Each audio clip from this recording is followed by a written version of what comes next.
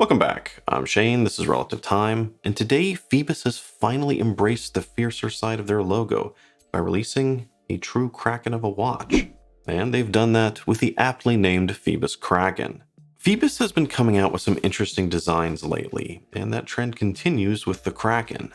Although, unlike the Nebula or the Apollo, I'd say the Kraken is a bit more traditional looking, or at least relatively speaking. Because when I first saw this thing, my initial thoughts were that it was a cross between a monster and a samurai. Yet, at the same time, it still has a style that's all its own, which does include this killer bracelet. Now, before we get into this one, I do have one quick disclaimer, and it's the same with all the Phoibos reviews, in that this watch was given to the channel and they're not asking for it back, hence that promotional tag at the beginning. And let's start things off with the specs as usual. Phoibos lists this thing as a 41mm diver, and I think it is true if you are going from the 12 to the 6.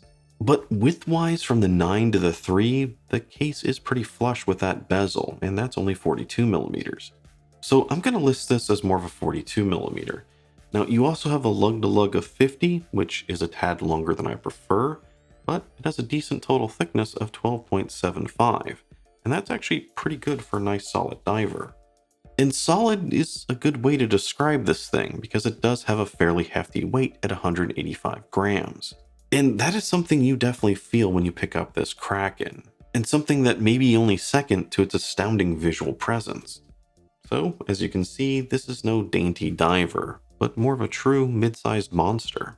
Rounding out the specs, we also have 300 meters of water resistance, a double dome sapphire with AR, as well as a Miyota 9015 movement and 22mm lug width, which does lead to that very cool 22mm Jubilee style bracelet. Although, unlike a lot of Jubilees out there, this is more of an aggressive tool watch appearance, and a lot of that is thanks to the design of the center section, which is designed to give the entire thing this scaly look. And that's perfect for a watch known as the Kraken. And while it doesn't look like it at first, it does taper a bit going from 22 to 20 at the milled clasp. This is one of the more interesting, and dare I say it, coolest bracelets I've run across.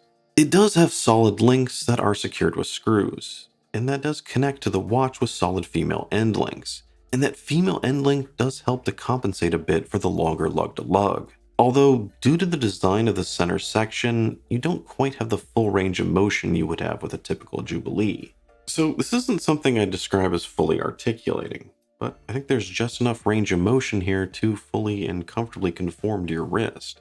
Or, at the very least, it did with my 7¼ inch wrist. Overall, this is a hefty watch to wear, but I think it is very manageable, and I gotta say it's very comfortable to wear throughout the day.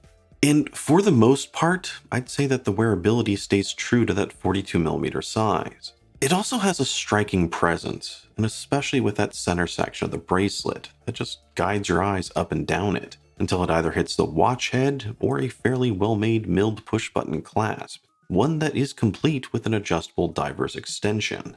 Personally, I find these types of clasps completely invaluable in hot and humid weather because my wrist does tend to swell. But the downside is that they are typically larger and a bit more square than some other clasps out there. Overall, it's really a great bracelet, and I think a perfect match for the watch. But there are a few issues here. First off, there are only 3 micro adjustment holes on the clasp, and they do work as intended for shortening the length of the bracelet. But due to the length of the clasp, they don't have the full range of rotation that you might normally have, and are blocked a bit. Also, the back edge of the bracelet and the clasp are a tad sharper than that of the watch head. Not exactly the biggest issue, but it is there and some people are going to notice that. The bigger issue is that the clasp does tend to stick a bit if everything's not completely lined up, and that's both when opening it and closing it.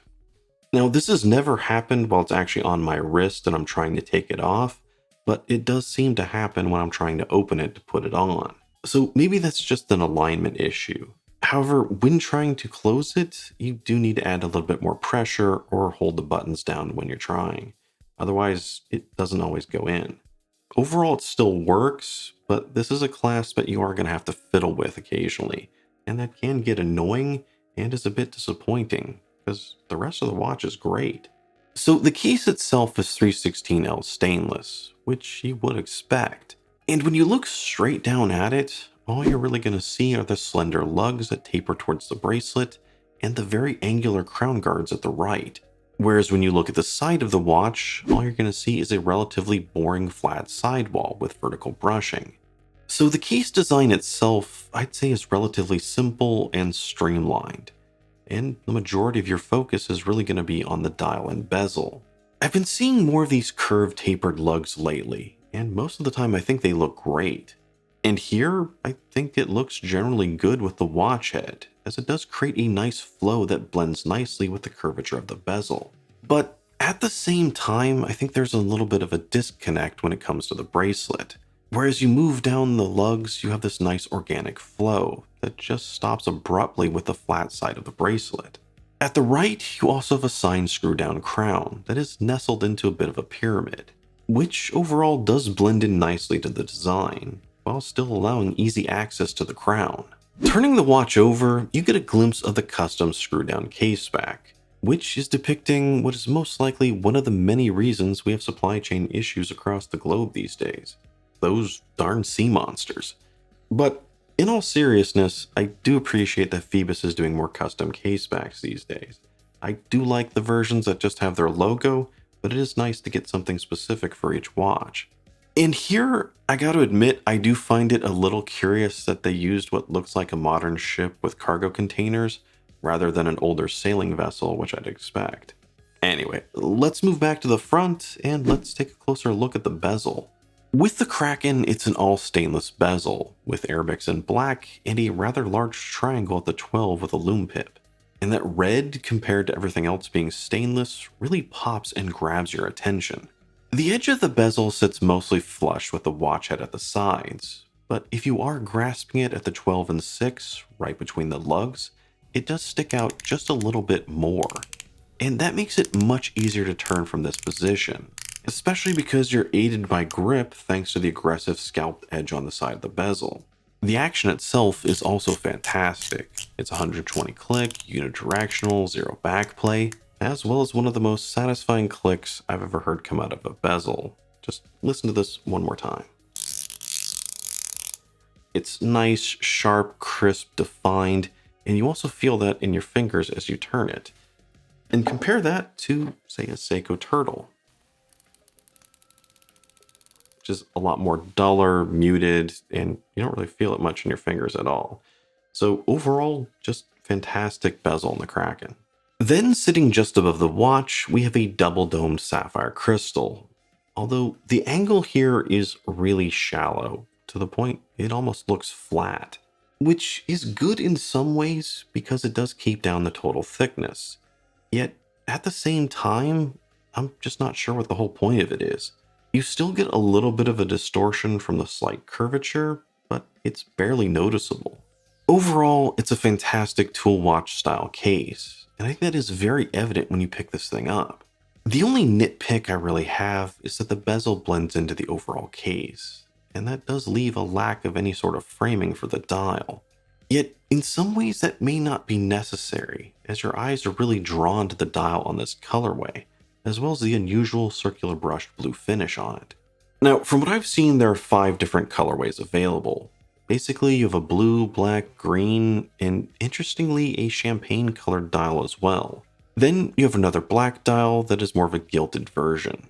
Personally, from the pictures I've seen, I like the blue dial version the best, and I think it may be the most versatile, so I was kind of lucky that they sent it to me.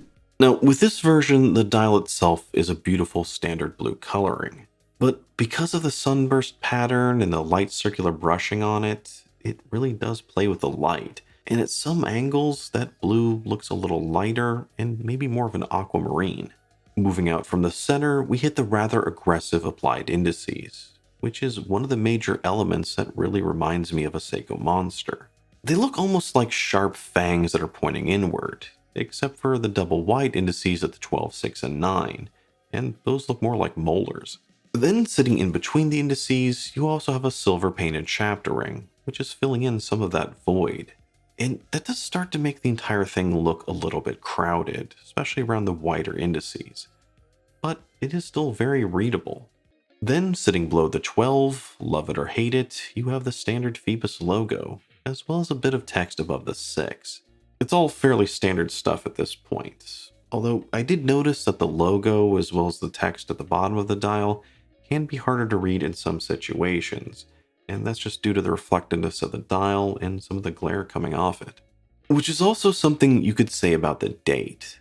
Now, over at the 3, you have a small frame date window, which does have a color matching date wheel, always a nice touch. However, since the date wheel itself is also reflective, as well as it's recessed down and the date printed on it is so small, it's usually very hard to make that date out.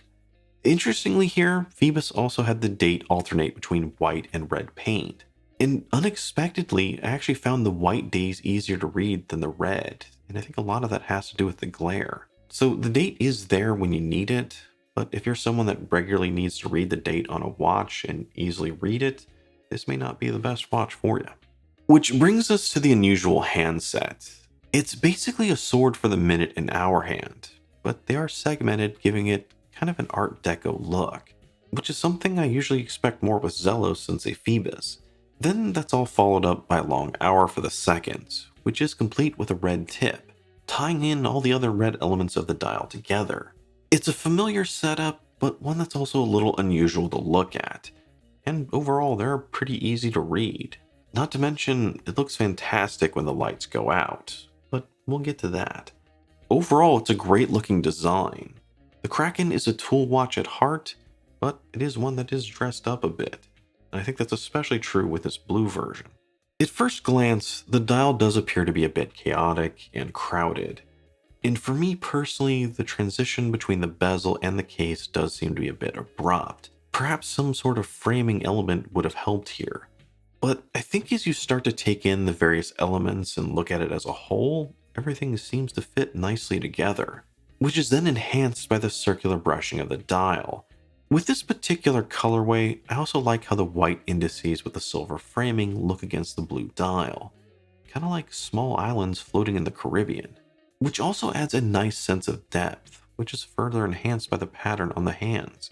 The blue colorway also gives the Kraken a striking look, and not just on the bracelet, but as well as on a variety of other straps, with this one in particular being my favorite combo.